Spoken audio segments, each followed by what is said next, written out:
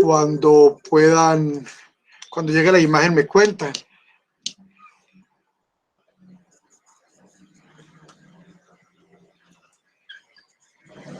¿Ya les llegó la imagen? Sí, señor. Sí, padre. Bueno, entonces vamos a iniciar un tratado de patrología. Vamos a aproximar lo más que podamos a toda la teológica del tema. Pueden haber algunas limitantes en el hecho de que pues, no hay formación filosófica previa y la patrología tiene una relación muy directa con la filosofía. Pero en cada momento trataremos de avanzar. La idea es que al menos a cada uno ya nos va quedando claros como los distintos periodos de los padres, todo lo que fue el periodo preniceno, los padres capadocios, que vamos entendiendo quiénes fueron los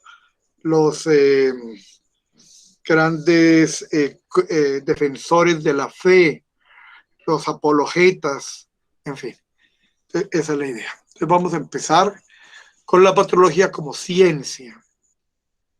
Entonces la idea es tener una información sobre noción, objeto y método de la patrología, la importancia de su estudio, padres de la iglesia, doctores y escritores eclesiásticos, la autoridad doctrinal de los padres y una breve historia de la patrología.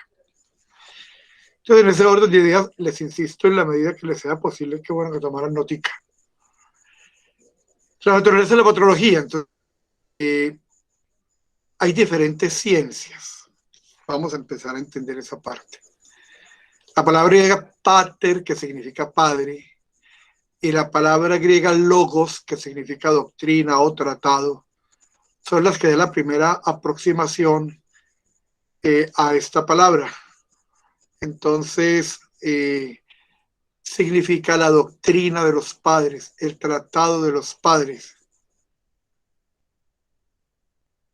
Es parte de la historia de la literatura cristiana cuando trata de los autores antiguos que escribieron sobre teología y temas religiosos. Entonces, tienen preferencia los autores ortodoxos, aunque también en patrología vamos a ver los autores heterodoxos, o sea, aquellos que no estuvieron dentro de los parámetros de la ortodoxia. Cuando hablo de ortodoxia no me estoy refiriendo propiamente a la iglesia ortodoxa como jurisdicción eclesiástica, sino a la pureza de la fe.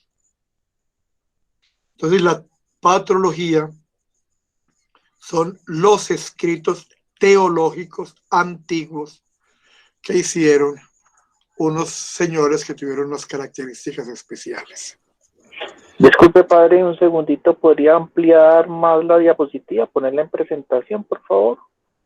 Cuando la pongo en presentación quedo con el problema de que no pasa, pero entonces me están ayudando si no pasa. Muy bien. Listo. Ahí ya se ve mejor, ¿no es cierto? Espérate, a ver, no. ¿No apareció? No, está igual de pequeño. No, tranquilo, padre, siga así, tranquilo, no se preocupe, qué pena. Pero venga, Qué venga, pena, miren a ver si... qué pena. Padre, qué pena. Es que ellos la pueden ampliar desde el celular, de la pantalla se puede ampliar. Bueno, Uno con los perfecto. dedos, pues aquí se puede ampliar. Ah, bueno. Y se ve bien, como para que cada cual haya el tamaño que tenga. Bueno. Entonces, se suelen distinguir tres ciencias que se ocupan de los padres de la iglesia. Vamos a empezar entonces a hacer esa diferenciación. Primero, la patrística. Pero antes de avanzar, también hay que diferenciar la patrística teológica a la patrística filosófica. A ver, para tener como un panorama muy superficial de la visión filosófica, que es la que no está en la diapositiva, digamos que la filosofía tiene dos grandes de las que mama todo el pensamiento humano, que son Platón y Aristóteles. Platón, con su mundo suprasensible, o mundo de las ideas, es la parte idealista, y Aristóteles la parte materialista. No es muy exacto, pero así nos queda más fácil. Entonces, ese pensamiento de Platón y Aristóteles empieza a irse desarrollando con el correr del tiempo. El primero que se va a desarrollar es el pensamiento de Platón, que lo va a tomar San Agustín y lo va a desarrollar filosóficamente. Ese movimiento, originado por San Agustín, se va a llamar patrística. El pensamiento de Aristóteles, mucho tiempo después, lo va a desarrollar Tomás de Aquino y se va a llamar escolástica. Eso en filosofía. En el campo nuestro, que es la teología, entonces la patrística es propiamente la parte teológica y dogmática de la enseñanza de los. Esa es la patrística. Otra ciencia que se ocupa de los padres es la literatura o la historia literaria, que los va a tratar como escritores. Y obviamente hará los análisis propios de un escritor, estilo, forma, si la obra es epigráfica, en fin, todo eso. Y tercero, la patrología, que es la perspectiva amplia del tipo histórico, vida, obra y doctrina. ¿Qué diferencia entonces habría con la patrística? Que no nos vamos a meter, vamos a conocer cada padre que dijo, cuál es la esencia de su pensamiento, pero no vamos a poner a descomponer ese pensamiento, de dónde viene y qué implicaciones tuvo en el pensamiento de sus contemporáneos y a posteriori. Ese es el trabajo de la patrística. Y para eso se requiere pues ya toda una formación teológica y filosófica muy avanzada. Entonces vamos a estudiar patrología. Entonces, la vida, la obra y la doctrina. Cada uno de esos términos antiguamente significaba algo distinto. Patrística, la teología, patrística de los padres. La patrología, historia y escrito de los padres, y la literatura cristiana primitiva era una disciplina no teológica de la filología de los escritores antiguos, o sea, del sentido de sus escritos. Muy bien. Hemos oído hablar de padres de la iglesia, de doctores y de escritores eclesiásticos. Entonces miremos cómo va evolucionando el término. Para los antiguos romanos, los senadores se les decía paters conscripti, o sea, los padres que tienen que ver con la dirección, los que suscriben o promulgan las normas. Y al sumo sacerdote le decía pater sacrorum, o sea, el padre de los santos. Entonces, por padre se ha de entender el maestro, la persona que da una doctrina, que transmite una enseñanza. Entonces, padres de la iglesia son los que transmitieron las enseñanzas en la iglesia. Padre, disculpe, no se Sí. ven las diapositivas. ¿No se está viendo? No. Esperen a ver qué hacemos. Voy a retirarla y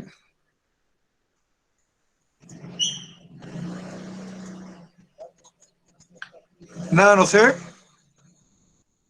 No, señor, no se ve. No sé si de pronto a los demás padres les está pasando. Espérame.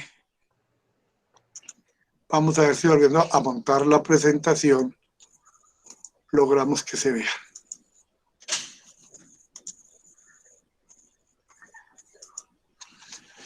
Padre, qué pena, es que la señal está tan mala que no se escucha bien. Sí, El la sonido señal, está... les cuento. En ese sentido, ya la semana entrante, Dios mediante, estamos disque con Claro, porque Tigo hasta hoy lo tenemos por malo. Teníamos 60 gigas, pero eso no funciona mayor cosa. ¿Ahora sí se ve la diapositiva? No, padre, no se ve. Padre, le recomiendo Movistar. Es más barato y mejor. tipo de bacterias que exhiben en nuestra piel, pero si se acumulan, Contratamos esta mañana, esa tarde la otra. Vamos a ver cómo nos va con esa. Bueno, nada que se ve la diapositiva. No, padre, no se ve. Anteriormente la tenía y sí estaba viéndose perfectamente. Bueno, vamos a hacer otra vez el ensayo, a ver si logramos.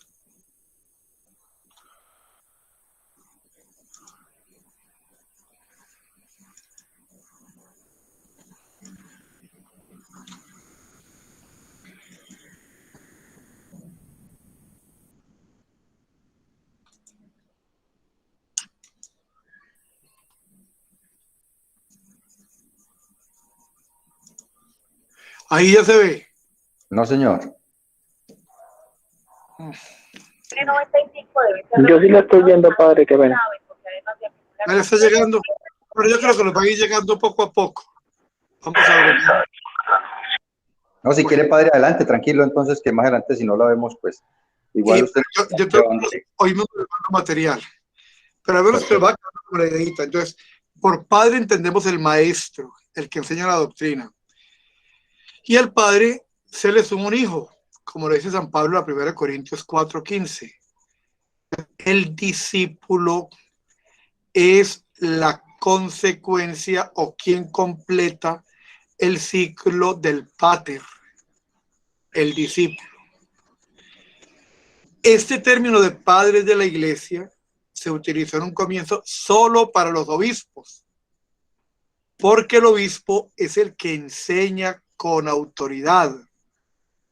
De hecho, la palabra original es episcopo, y el episcopo el que otea.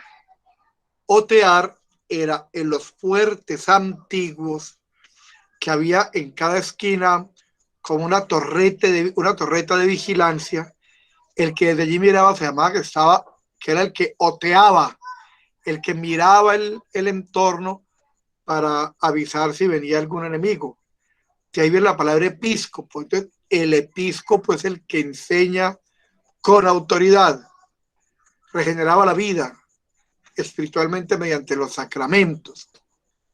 Entonces,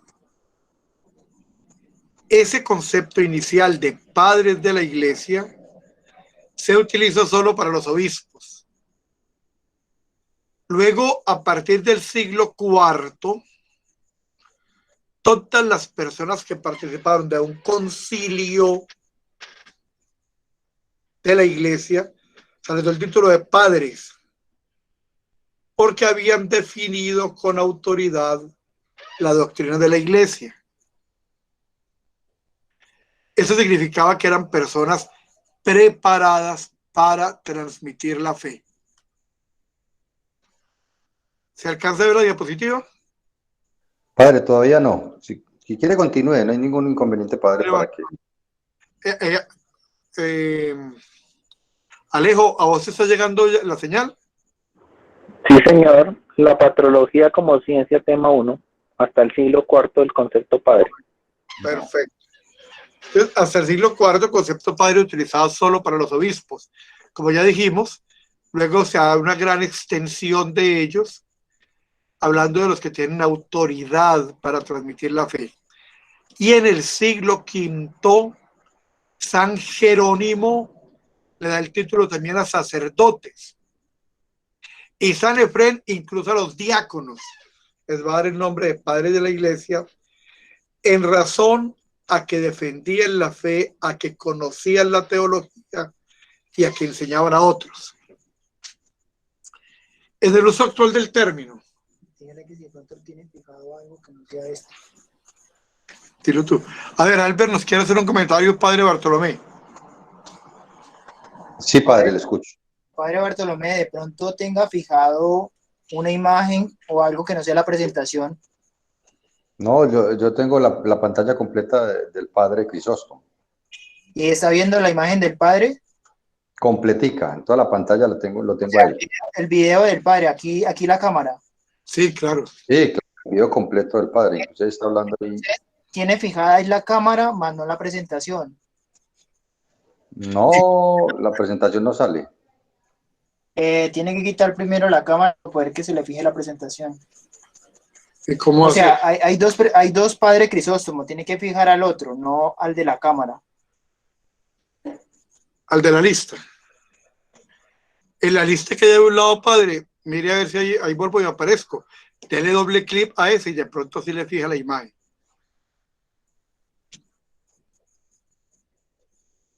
Muy bien. Entonces, el término actual, en la última parte del siglo XX, se tiende a utilizar de modo más o menos indiferenciado los tres nombres para esta misma especialidad. O sea, hoy muy fácilmente pasamos de patrística o lo patrístico a indicar el tiempo a los padres o a los escritores, o al pensamiento o a la literatura cristiana de esa época. Hoy en día el término no tiene límites muy exactos, pero cuando leamos textos antiguos vamos a ver que sí tiene una gran definición. Hasta el siglo obispos, después del siglo IV, en el siglo V, se extiende. San Jerónimo lo extiende a los sacerdotes y se refiere a los diáconos. Se utiliza el término patrología para designar la ciencia de la literatura cristiana antigua. Es una especialidad teológica cuyo centro, cuyo núcleo son los padres de la iglesia y sus escritos en sentido eclesiástico. La eclesía tiene, que son todos los llamados de los convocados, tiene en su seno el poder de la enseñanza. Entonces los padres son aquellos que dieron esa enseñanza. La patrología moderna es la ciencia que trata de toda la literatura cristiana antigua en todos sus aspectos y con todos los métodos adecuados. Para comprender los padres hay que conocer la literatura antigua. Un padre latino del año 434, Vicente de Lerins, en su Comunitorium, llama padre a cualquier escritor eclesiástico. Y nos dice, cito a San Vicente Lerins, en el caso de que surgieran alguna nueva cuestión sobre la cual no se haya dado aún tal precisión, habría que recurrir a las opiniones de los santos padres, el menos de aquello que en su época y lugar permanecieron en la unidad de comunión y de fe y fueron tenidos por maestros reconocidos. También nos va a decir, y todo lo que ellos hubieran defendido en unidad de pensamientos y sentimientos tendría que ser considerado como la doctrina verdadera y católica de la Iglesia, sin ninguna duda o escrúpulo. O todo lo que ellos hubieran defendido en unidad de pensamiento. Entonces empieza a establecer que la teología de los padres era un elemento común. Estaban de acuerdo en sus pensamientos y en sus sentimientos. Y empezamos a ver entonces el papel fundamental que se le asigna a partir de esa formulación al Espíritu Santo. Cuando distintas personas en distintos lugares llegan a una misma conclusión, en términos humanos de una ciencia sería un fenómeno deductivo, un proceso matemático, por ejemplo. Pero en términos teológicos y espirituales, es la acción del Espíritu Santo. Por eso perfectamente podemos decir que los padres gozan de la asistencia del Espíritu Santo. Porque a pesar de la lejanía en la que vivían Y a pesar de las diferencias del tiempo, sin que muchas veces alguno hubiese leído a otro, al momento de dar la enseñanza, no se estaban enseñando lo mismo. O sea, había unidad de pensamientos y sentimientos. Sigue diciendo, la posteridad no debía creer nada más de lo que la venerable antigüedad de los padres ha profesado unánimemente en Cristo. Y es bien interesante este planteamiento. Los que siguen la posteridad no deberían creer nada más que lo que los padres han profesado unánimemente. Y ahora vamos a ver ese concepto de unanimidad, lo significativo que es. Eso es parte de nuestra vivencia ortodoxa. Lamentablemente no así de la iglesia hermana, donde perfectamente una doctrina actual se contraría con la enseñanza de los padres.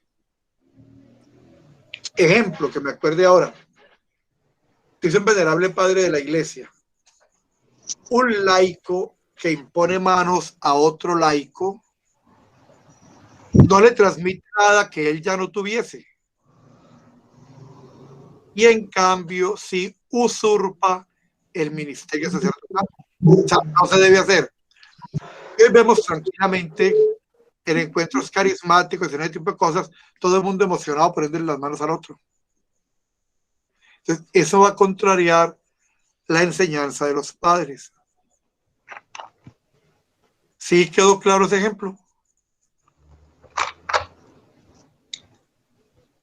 Sí, así, sí.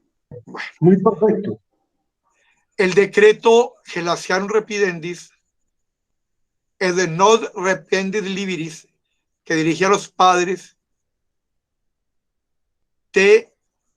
distingue a los padres de la iglesia de lo que se llamaban los escritores heterodoxos.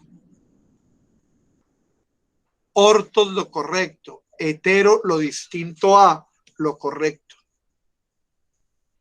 Entonces, desde antiguo del siglo VI, el decreto Gelasianum de Recipendis, que nos dice es de non recipiendis libris, en latín, se separa y divide a aquellos que han continuado con la unánime de los padres y a los que no lo han hecho. 4 notas se requieren para ser padre. Primero, la antigüedad. La antigüedad data de los 8 primeros siglos de la iglesia. Van a existir entonces los padres orientales o griegos.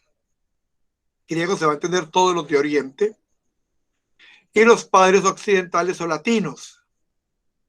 Muy bien. Entonces ya le vamos a pedir un primer trabajito, y es que necesitamos que usted esta semana investigue cuáles son los padres orientales y cuáles los padres occidentales. Vamos a hablar de 50 y algo orientales y de 40 y algo occidentales. Entonces vamos a buscarlos, por favor, y a tener a mano esa lista. ¿Quiénes cierran la época de los padres? Entonces, en Oriente, San Juan Damasceno, en el año 749. Y en Occidente, San Isidoro de Sevilla, del año 636. Hay unas 2 excepciones que Occidente ha considerado padres, que son San Ildefonso de Toledo y San Beda el Venerable, Beda el Milagroso. Pero en términos generales, los padres de la iglesia son antiguos, de los 8 primeros siglos de la era cristiana. Entonces, es el primer requerimiento, la primera nota para ser padre. La segunda es la ortodoxia. los padres son testimonio de la unidad de la fe a lo largo de los siglos. Y es el elemento que vamos a resaltar hoy mucho y que en cualquier estudio de patrología nos tiene que quedar muy claros. Los padres son testimonio de la unidad de la fe y por eso han sido custodios de la revelación. Y aquí entonces se excluyen abiertamente los heréticos. Entonces, todo aquel que no haya dado testimonio de unidad de fe con los otros padres, inmediatamente queda excluido. Y al no tener ese requisito de ortodoxia, no puede ser considerado un padre de la iglesia. Tercera nota requerida para ser padre: la santidad de vida, o sea, vivieron lo que enseñaron. ¿Cómo se concreta eso? En que han sido canonizados o la iglesia los considera santos. Entonces llevamos la tercera. La cuarta nota es la aprobación de la iglesia. Es la iglesia en su magisterio la que determina si eso está ajustada a la verdad de la iglesia y a la tradición. Y ahí se requiere un reconocimiento, aunque sea implícito. ¿Y cuál sería implícito? El que su doctrina haya sido utilizada luego en enseñanzas de la iglesia. Eso significa que ha sido reconocido. Excepciones de las reglas.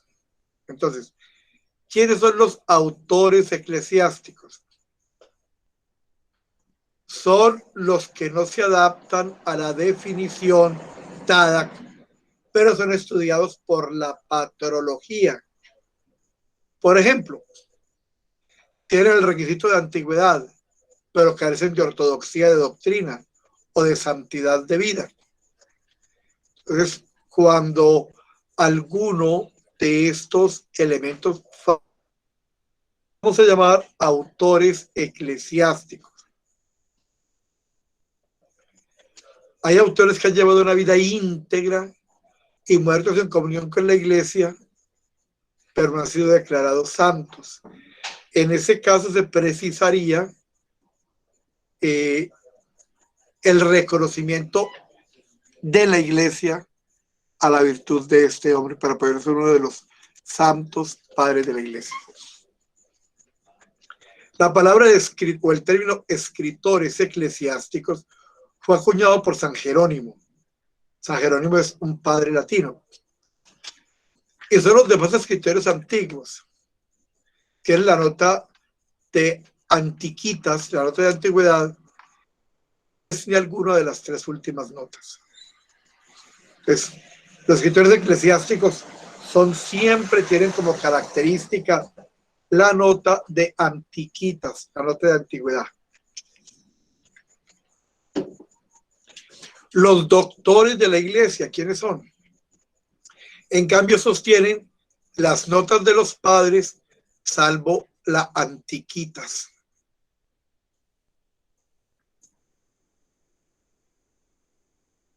Un precepto latino: Eminis erudition expressa ecclesiae declaratio. Es cuando la iglesia expresamente ha declarado la erudición, el conocimiento, la sabiduría que acompañó a este hombre. Es un término mucho más utilizado en la iglesia latina. Entonces, si es antiguo pero carece de una de las tres últimas notas, se va a llamar escritor eclesiástico. Si tiene las tres últimas pero carece de antigüedad, se va a llamar doctor de la iglesia. Siempre y cuando haya esa declaración que expresa la iglesia y declara que es una persona eminente, que es un eminente erudito. Son así designados por la Iglesia por la profundidad de su pensamiento y unidad a la unidad y a la santidad de vida. Los grandes padres y doctores de la Iglesia de Oriente son San Atanasio, San Basilio Magno, San Gregorio Nacianceno y San Juan Crisóstomo, los grandes. Y de Occidente, San Ambrosio, San Jerónimo, San Agustín, obispo de Hipona, y San Gregorio Magno.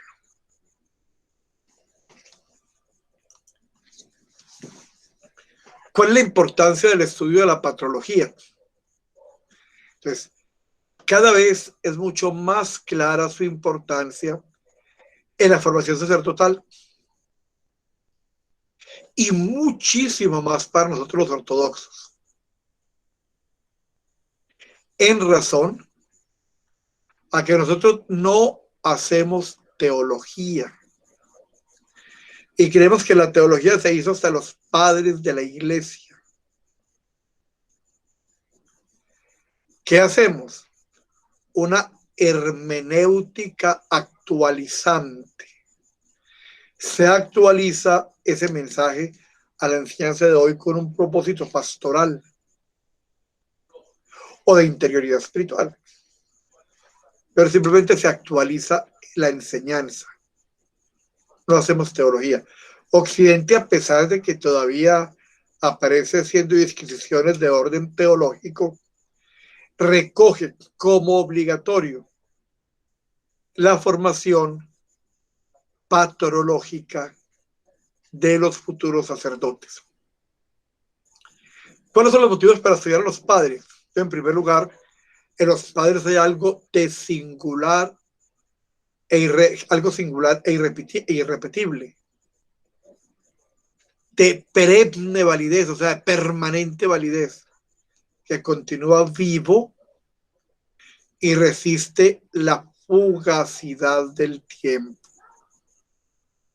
Son enseñanzas que, a pesar del cambio de pensamiento, del avance cultural, siguen teniendo igual validez. ¿Por qué más estudiar a los padres? Porque ellos son testimonio privilegiado de la tradición. Nos han legado un método teológico que es a la vez luminoso y seguro. Cuando yo sigo la doctrina de los santos padres, estoy en la absoluta certeza de no estar cometiendo un error.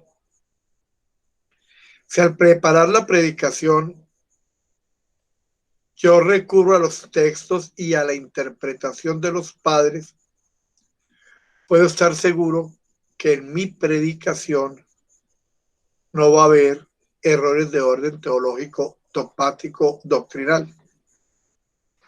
Entonces, porque iluminan la vida del hombre, pero además bajo unos términos de absoluta seguridad con respecto a la interpretación que se da.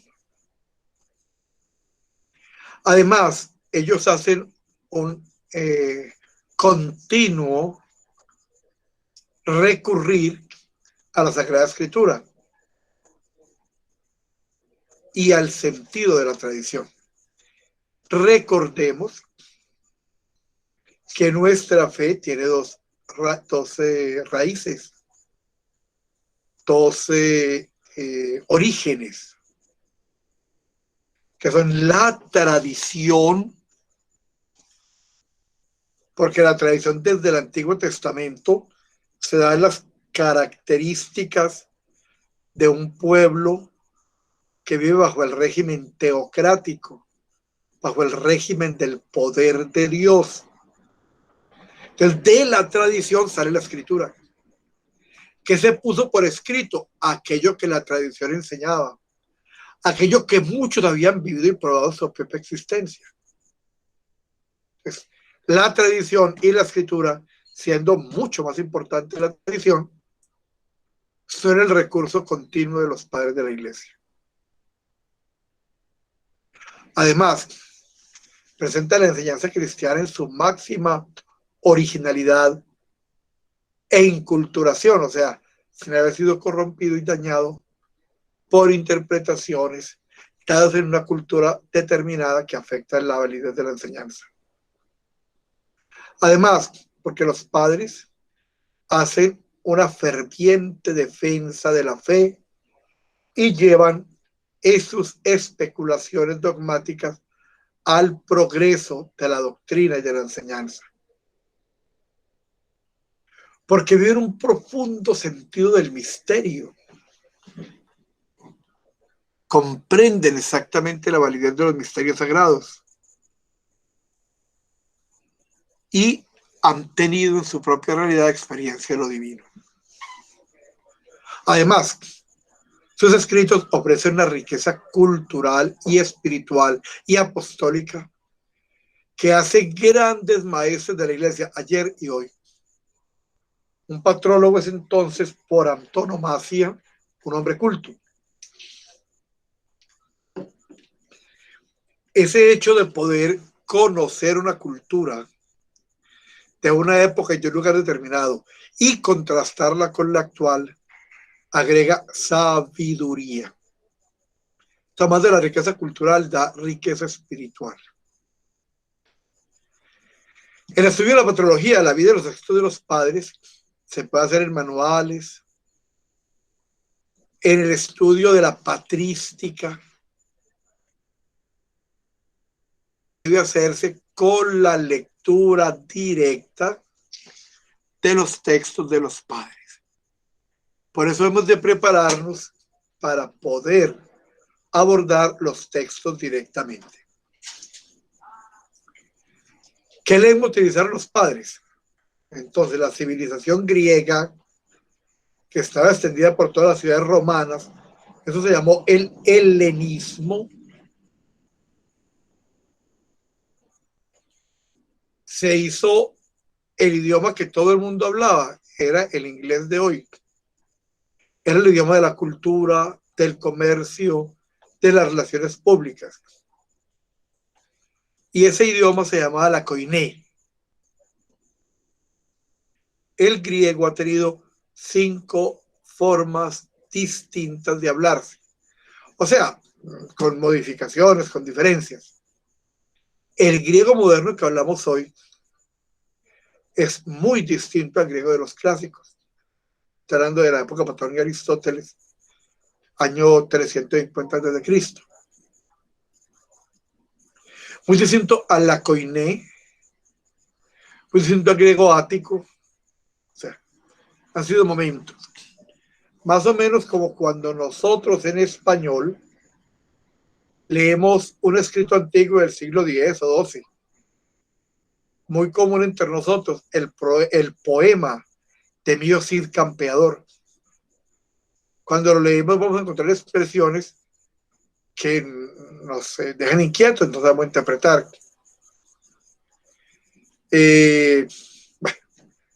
Culta sí, aunque bucólica talía. Por ejemplo, una expresión antigua de Garcilaso. Utilizan las formas que hoy en día no conocemos fácil. Vuestra fermosura. Una forma distinta de hablar de hermosura. Bueno, lo mismo ocurrió entonces en Grecia y sobre todo en Roma, las ciudades romanas, que por el fenómeno que se llamó helenización, hablaba más griego que latín. Entonces, el idioma en que escriben los padres es la koiné, que es el griego del común. El griego del común. En Oriente se habló koiné desde el siglo III antes de Cristo hasta el siglo VI después de Cristo. O sea, durante 9 siglos. Después la Koiné se dio su puesto y se empezó a hablar el esquema siriaco y copto. No se llama siriaco y copto. La mayoría de los padres de Oriente escribieron en griego. En Occidente se habló Koiné hasta el siglo III. O sea, 3 siglos antes de Cristo y 3 después, durante 6 siglos. Los padres de Occidente escribieron en griego durante los 2 primeros siglos, pero los del tercero, después del tercero, ya pasaron a escribir en latín.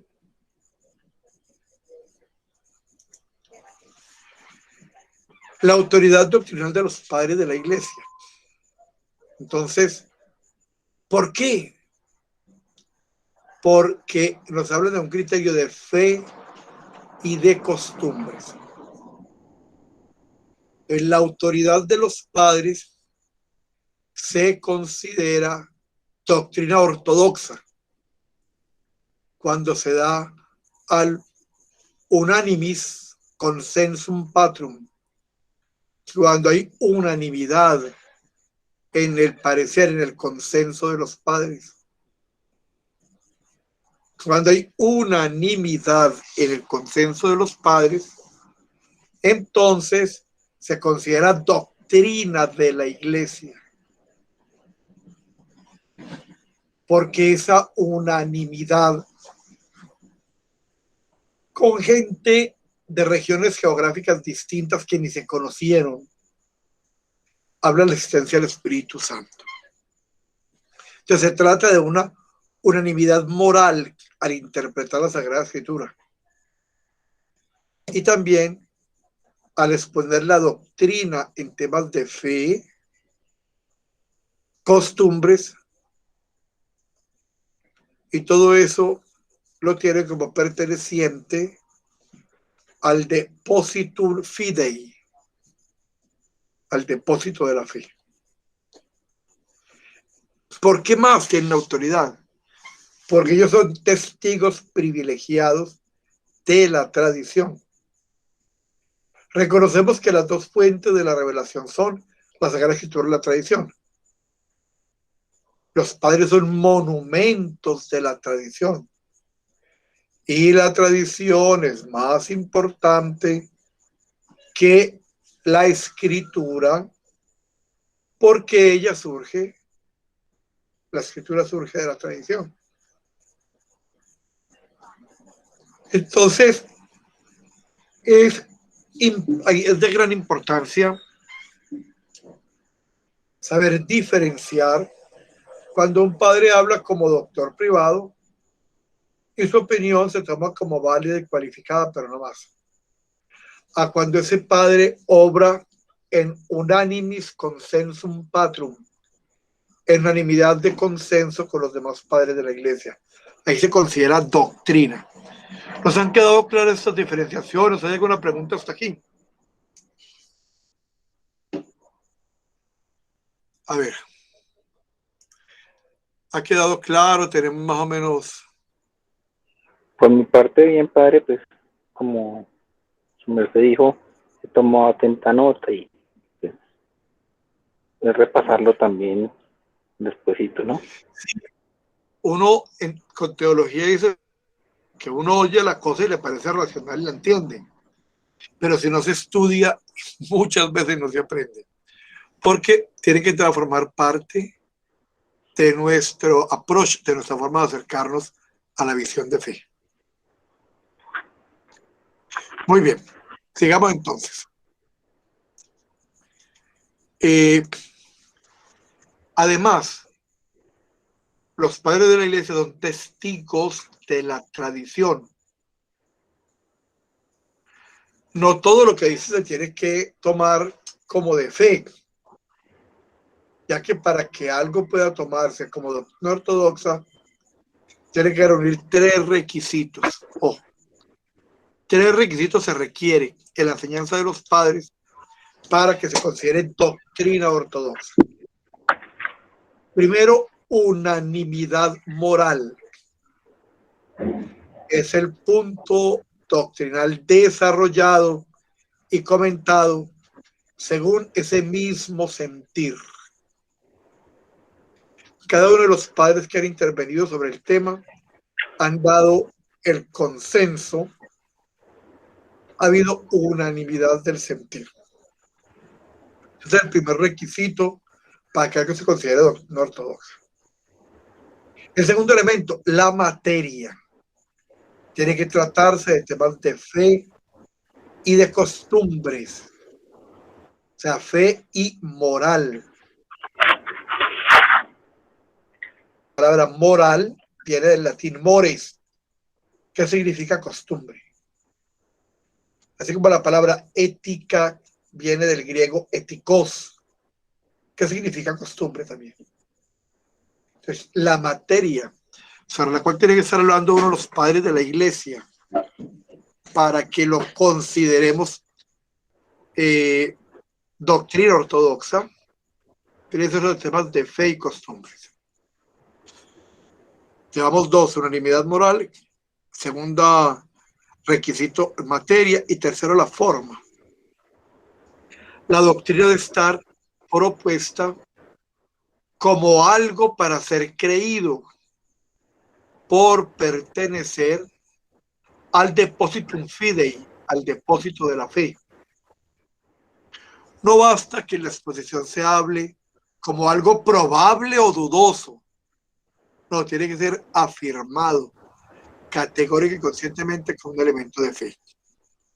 Su unanimidad moral, al explicar de una manera clara y definida una doctrina de fe y costumbres, es regla de lo que ha de ser tenido como doctrina ortodoxa.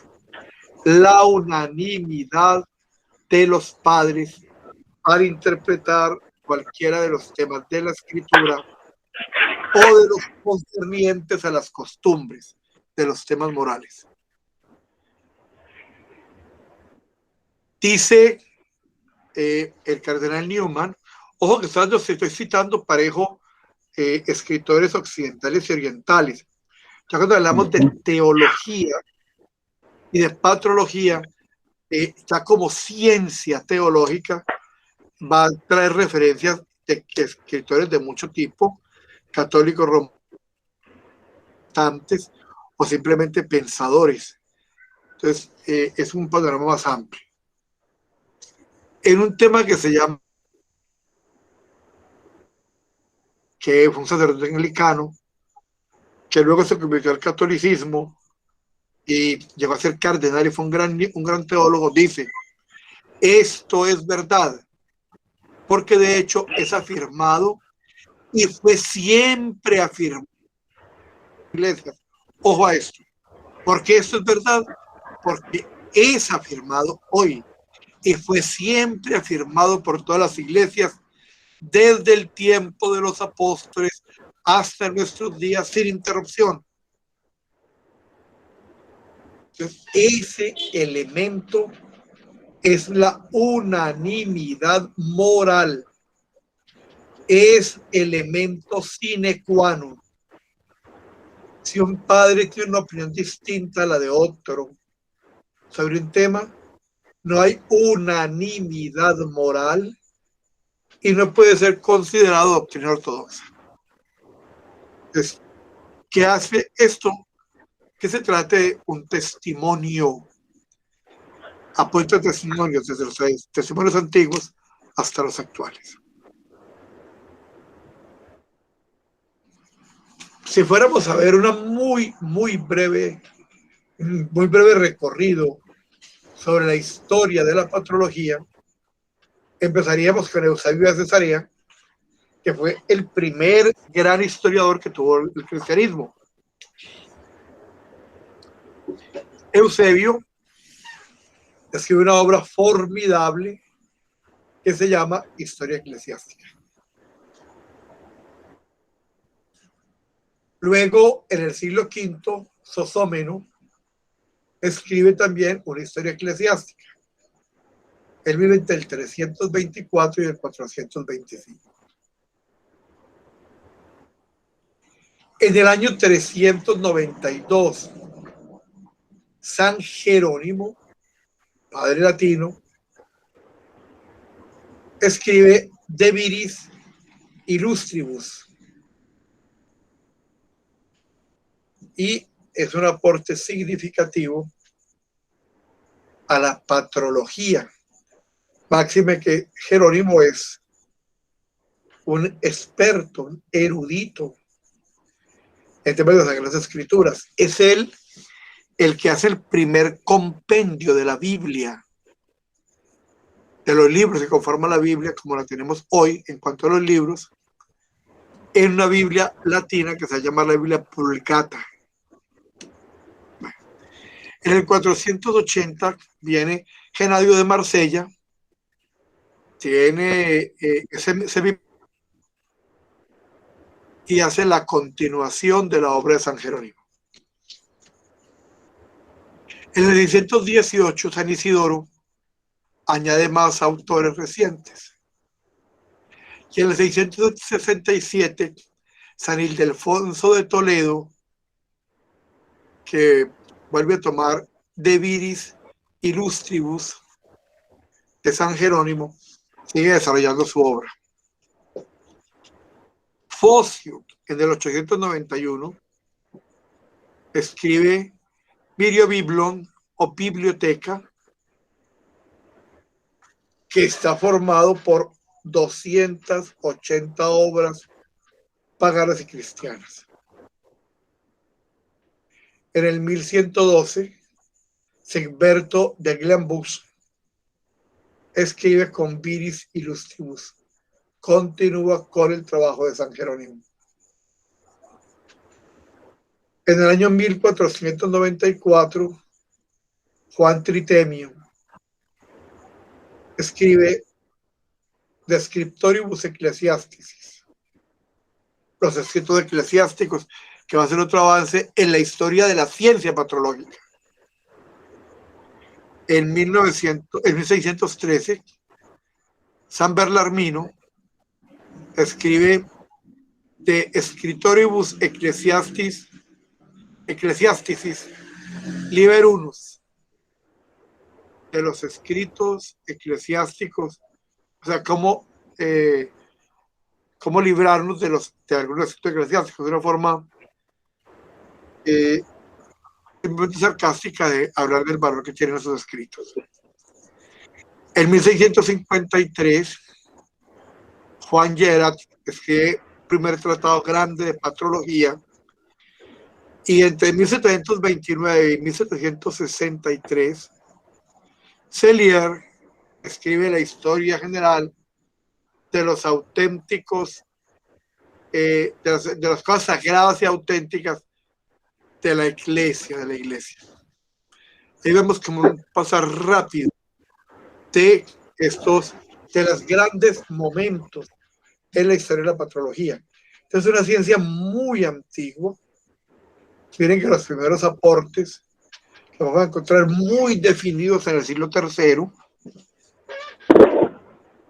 mucho con una profundidad enorme, cuando hoy consideramos que hay ciencias que tienen pocos años. Entonces, es una tradición de muchísimos siglos.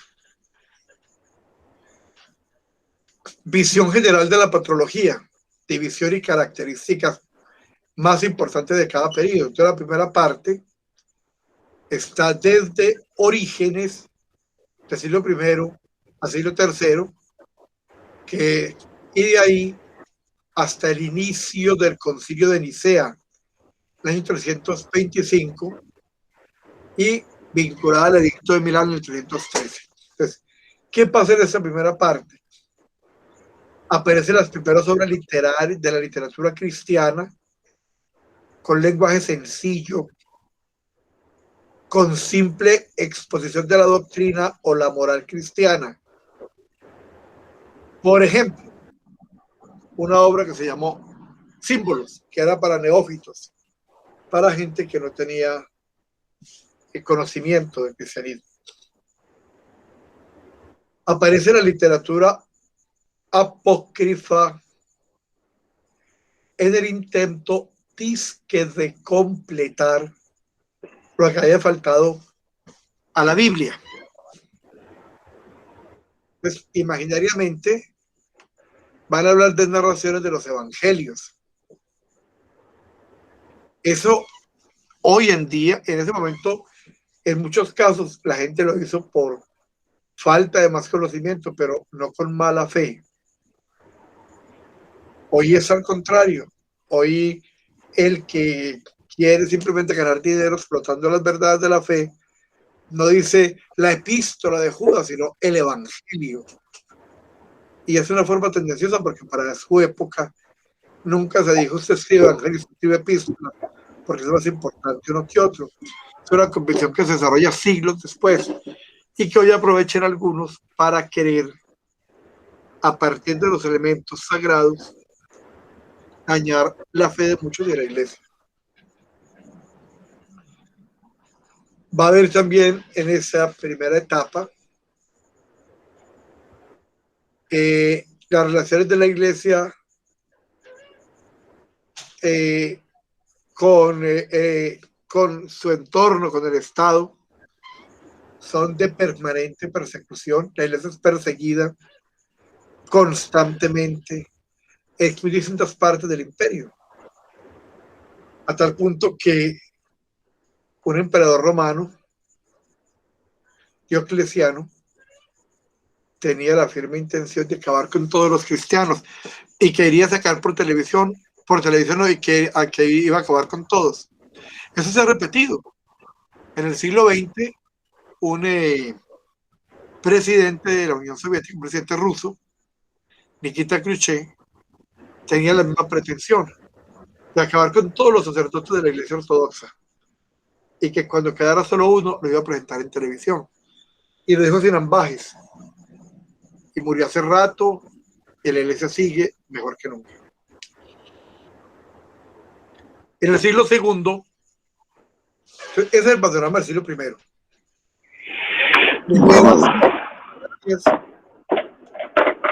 la literatura apócrifa, o sea, aquellos textos no tenidos por inspirados y que lo hacen en la Biblia, que es que para complementar las enseñanzas bíblicas, y una iglesia perseguida.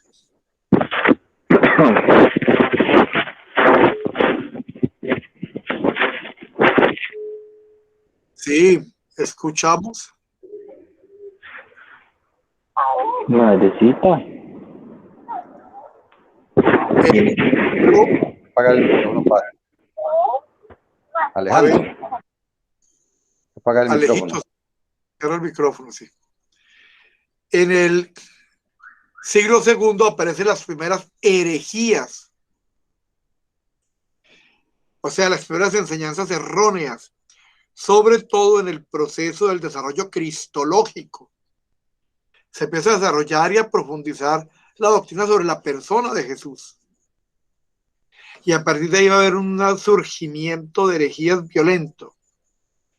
Y consecuencialmente, las obras antiheréticas u obras apologéticas. Y van a surgir también las primeras escuelas de catequesis, como la escuela alejandrina. La segunda parte es la primera. La segunda parte, que es el siglo de oro de los padres, del IV al siglo V. O sea, del concilio de Nicea, en el año 325, al concilio de Calcedonia en el 451. Calcedonia, que lamentablemente empezó a producir la primera escisión de la iglesia, la primera división, cuando aparece la herejía monofisita. Luego vamos a explicar todas las herejías. Y unos se separan y se van a llamar las iglesias no calcedonianas. Ejemplo, los coptos. de Egipto, que se separan de la ortodoxia de la fe verdadera en el año 451. Entonces, es el momento triste de ese último concilio que forma parte de ese segundo periodo. Va a aparecer la escuela de Alejandría y de Antioquía, seguida por los padres de Oriente, con grandes tratados dogmáticos, con los concilios ecuménicos. Va a haber Nicea, va a haber el primero de Constantinopla, va a haber Éfeso, y luego Calcedonia. Entonces van a haber varios concilios ecuménicos. Básicamente, el fenómeno energético va a tener su culmen, o sea, el proceso anti-herejías. Hubo herejías trinitarias, cristológicas, hubo enseñanzas erróneas en cuanto a los comentarios bíblicos, a la epístola entre los cristianos y elementos de culto como poesías o oraciones. Bueno, la tercera parte de ese desarrollo del pensamiento o de la patrología va del siglo VI al siglo VIII, del concilio de Calcedonia hasta el siglo VIII. Entonces, en el concilio de Calcedonia se declara la doble naturaleza de Cristo y la unión de personas en el verbo, la unión hipostática, se va a llamar la unión perfecta e indisoluble en Jesucristo de la parte divina y de la parte humana. A ver, predominancia de las cuestiones de moral. Entonces va a haber los primeros, el recoger, el hacer una compilación de los libros antiguos, se va a llamar el cateral, de la cita de los padres. San Leandro de Sevilla y San León Magno, Juan Damasceno en el 750, San Isidoro de Sevilla en el 736, van a ser los que van a vivir esa tercera parte del desarrollo de la patrología.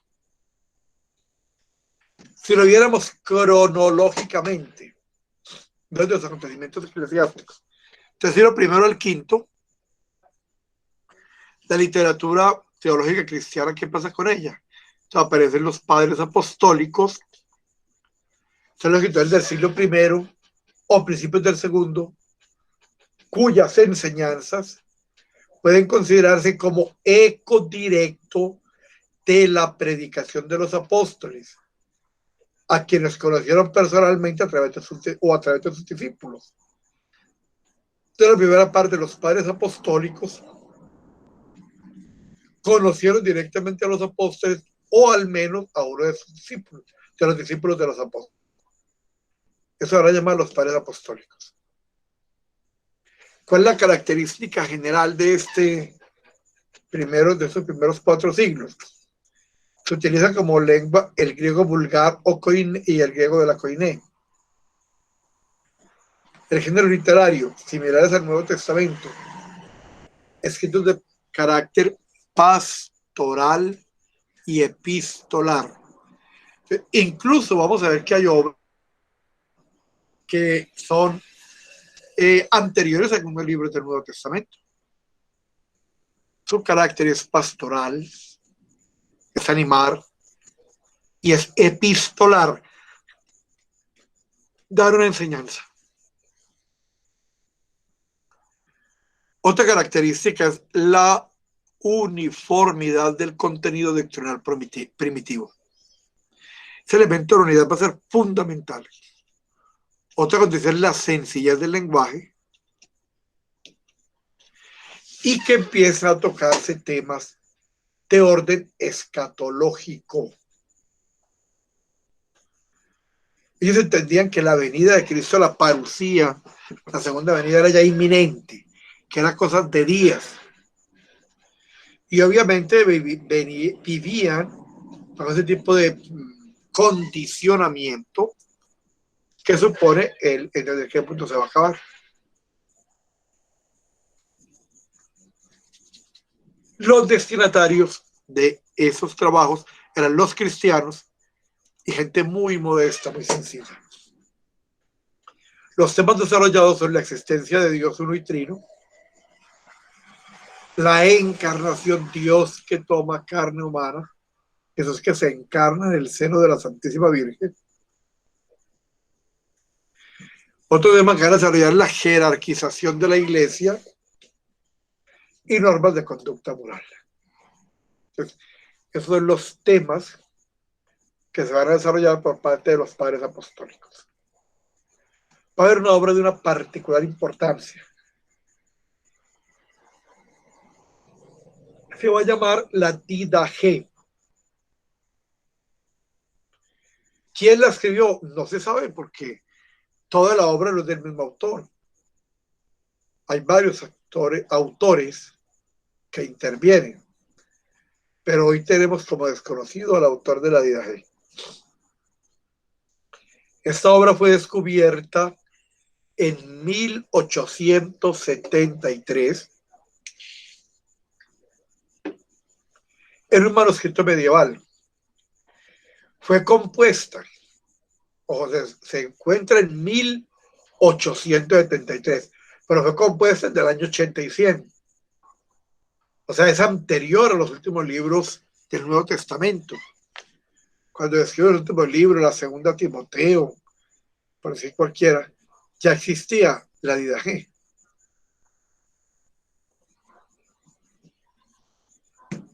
Es el documento más importante de la era post-apostólica y la fuente más antigua de legislación eclesiástica. Su título completo es Instrucciones del Señor a los gentiles por medio de los 12 apóstoles. Lamentablemente no se pudo cumplir este deseo porque, o esta validación, porque de que fuera una obra, de que fuera muy conocida, no se puede vivir, pues porque la obra no se pudo difundir adecuadamente y ya no hubo interés más que por los estudiosos para buscarla. El título completo es la instrucción del Señor a los gentiles por medio de los 12 apóstoles. O sea, son enseñanzas y normas que establecen los apóstoles. ¿Cuál es la característica de la Didache? Es un compendio de preceptos morales, de instrucciones sobre organización de las comunidades y de ordenanzas sobre las funciones litúrgicas. Entonces, 3 elementos: preceptos morales, organización de las comunidades y funciones litúrgicas. Deriva de una tradición viva de las comunidades cristiano-sirias. Su contenido: 16 capítulos divididos en 3 partes con una conclusión. La primera parte, del capítulo 1 al 6, es una catequesis moral que contiene el modo de instruir a los catecúmenos, enseñanza sobre los 2 caminos, el del bien y el del mal, con una posición dualista, ¿no? La segunda parte comprende del capítulo 7 al 10 y es exposición de los sacramentos, muy especialmente del bautismo y la Eucaristía.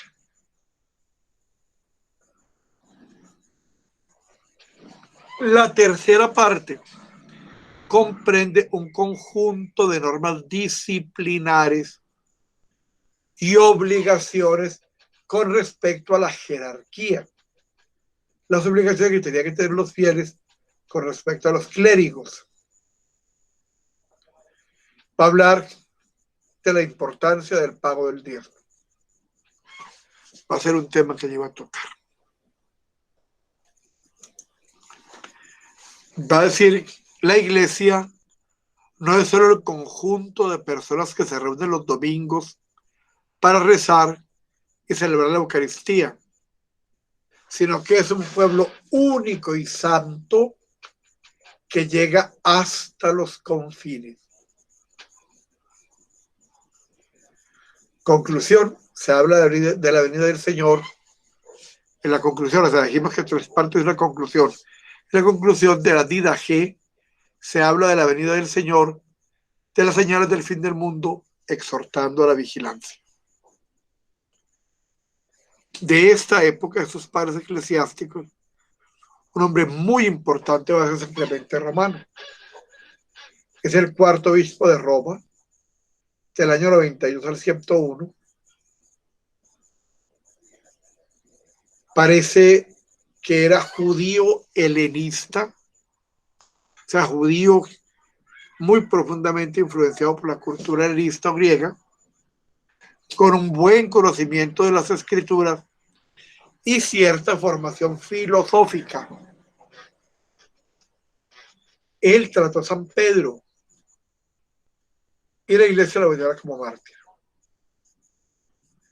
Habíamos dicho que los padres apostólicos conocieron a los apóstoles, o conocieron pues quien ahora los está reemplazando por la pandemia. Obra la epístola a los Corintios, que está en el año 96 y 97. Es enormemente interesante para la historia de la iglesia porque suministra datos de la estancia de San Pedro en Roma y del viaje que hizo después San Pablo a España y de la persecución por parte de Nerón. De todos los elementos va a haber reseñas, por eso va a ser un libro muy importante para la historia de la iglesia.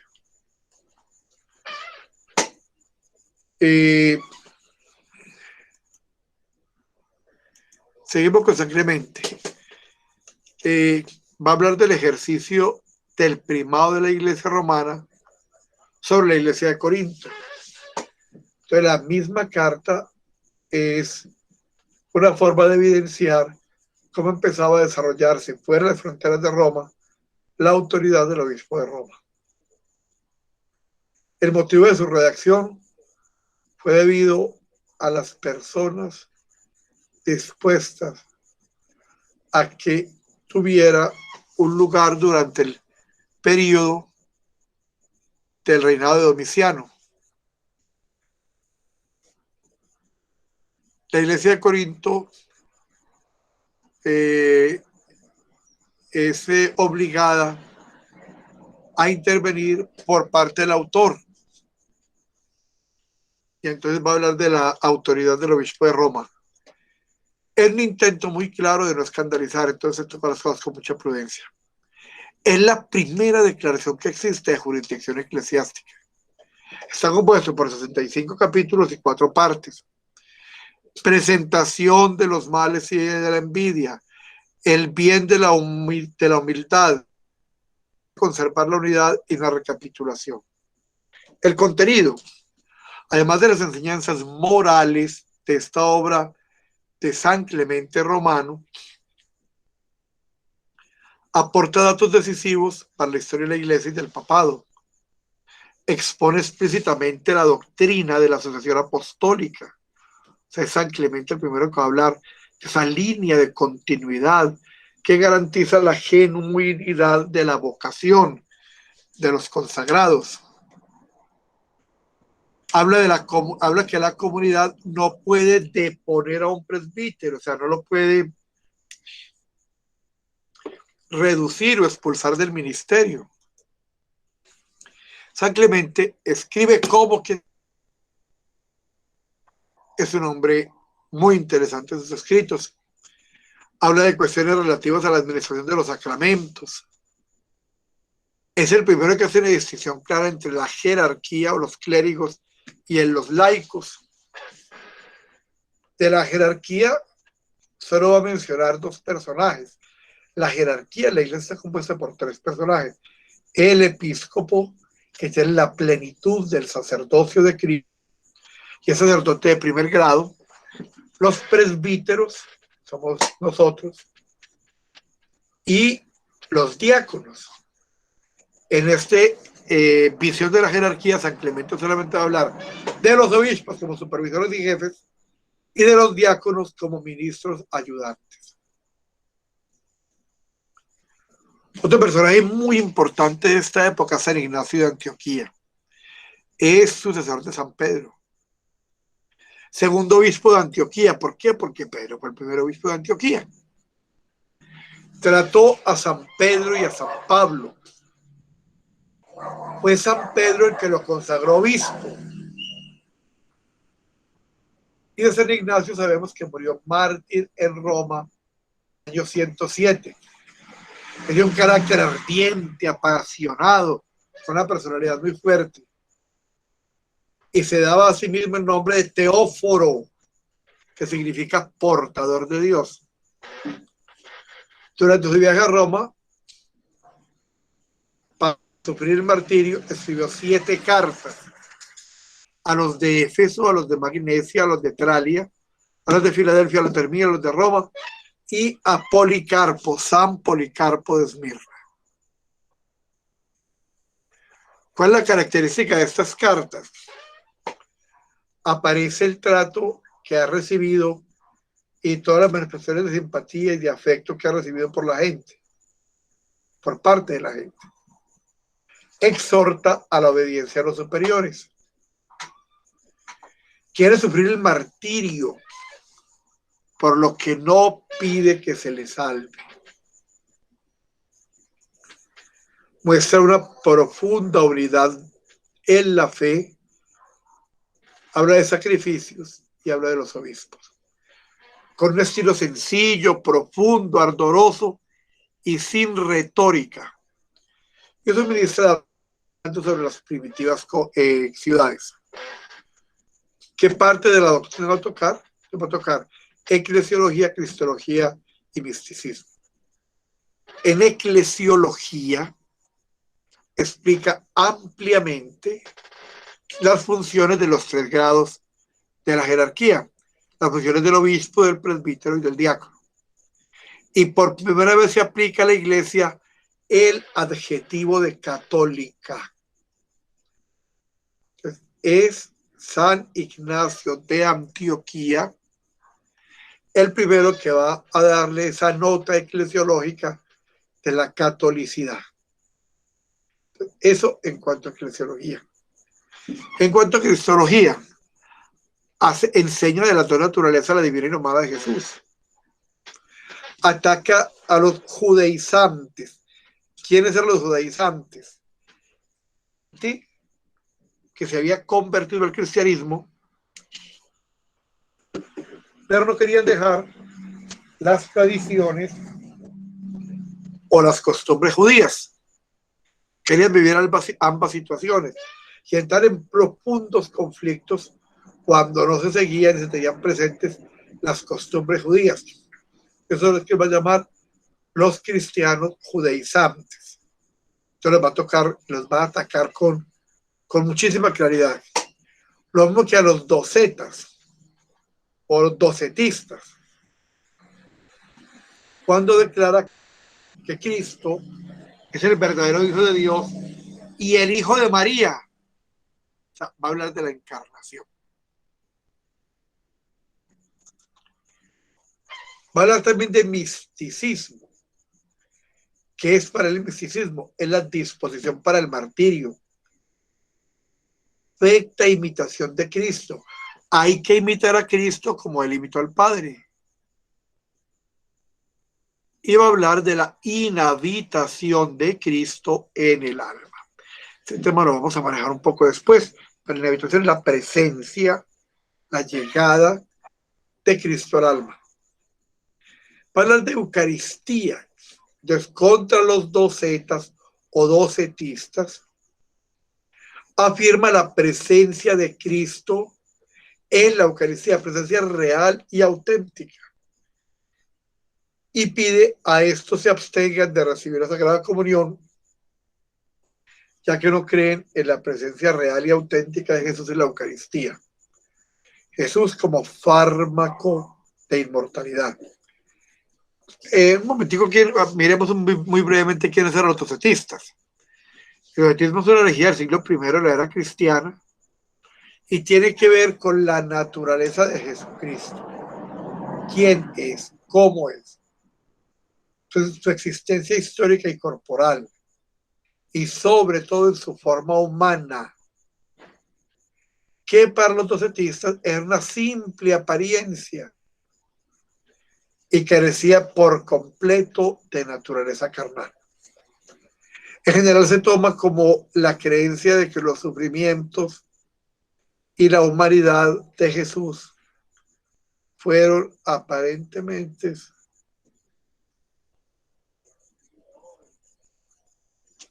muy bien.